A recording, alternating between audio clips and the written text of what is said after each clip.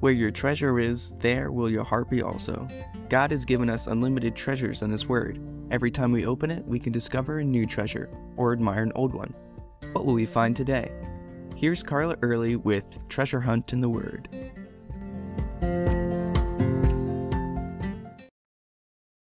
Throughout the Bible and throughout each of our lives, God has shown Himself to be faithful. The psalmist sings about this particular attribute of God quite frequently. He says, "Your mercy, O Lord, reaches to the heavens. Your faithfulness reaches to the clouds. I will sing of the mercies of the Lord forever. With my mouth I will make known your faithfulness to all generations." I noticed that the mercy and the faithfulness of God is often spoke about together. I guess because through His mercy, we see His faithfulness. The whole Bible is a record of God's faithfulness and mercy to His people.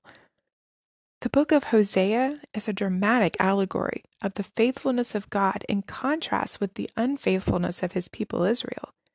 And if we're honest, the unfaithfulness of us as well. No matter how sinful, rebellious, or wayward we are, like God loved and cared for Israel, He loves and cares for us. And like the parable of the prodigal son, God welcomes us back with open arms when we turn to Him in repentance and faith. Nowhere is that clearer than the verses where the writer of the hymn found the title, "Great is Thy Faithfulness." Lamentations 3:22 and 23. And you wouldn't even think those verses would be in a book called Lamentations. It's basically a funeral dirge, with Jeremiah weeping over Jerusalem. For years, Jeremiah had prophesied that God would destroy Jerusalem and send her people into captivity. For the first 2 chapters of the book, Jeremiah looks around him and only sees bitterness and woe, brokenness and hopelessness. As we read, we're ready to cry with him. But then, in the middle of the chapter, Jeremiah suddenly remembers something. Let me read it to you. It's Lamentations 3:21 through 26. "This I recall to mind, and therefore I have hope. Through the Lord's mercies we are not consumed, because His compassions fail not. They are new every morning. Great is your faithfulness. The Lord is my portion, says my soul. Therefore I hope in Him. The Lord is good to those who wait for Him, to the soul who seeks Him. It is good that one should hope and wait quietly for the salvation of the Lord." And a few verses later he says, "For the Lord will not cast off forever. Though He causes grief, yet He will show compassion according to the multitude of His mercies. For He does not afflict willingly, nor grieve the children of men." Jeremiah realized that God had been faithful. His faithfulness means that He will do what He says He will do and fulfill what He has promised.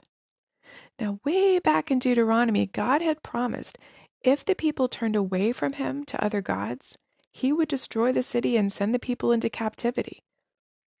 But He also promised He wouldn't completely destroy them, and captivity wouldn't last forever. And that hope Jeremiah chose to cling to once he looked away from his circumstances and looked up. Jeremiah did go back to his lament and wrote 2 more chapters of it.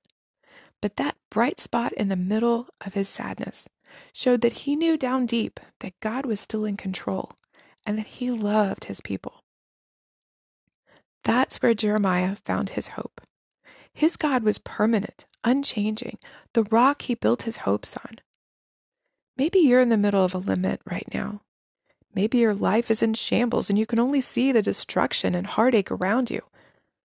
Like Jeremiah did, remember God's faithfulness. Remember that He is in control and He loves you. Whatever you're walking through, He's right beside you, holding your hand. Great is His faithfulness. You can contact us at treasurehuntintheword@gmail.com. We'd love to hear the treasures God has given you through His Word. You can listen to other episodes at our website, which you can find in the description below. Thanks for listening, and remember, where your treasure is, there will your heart be also.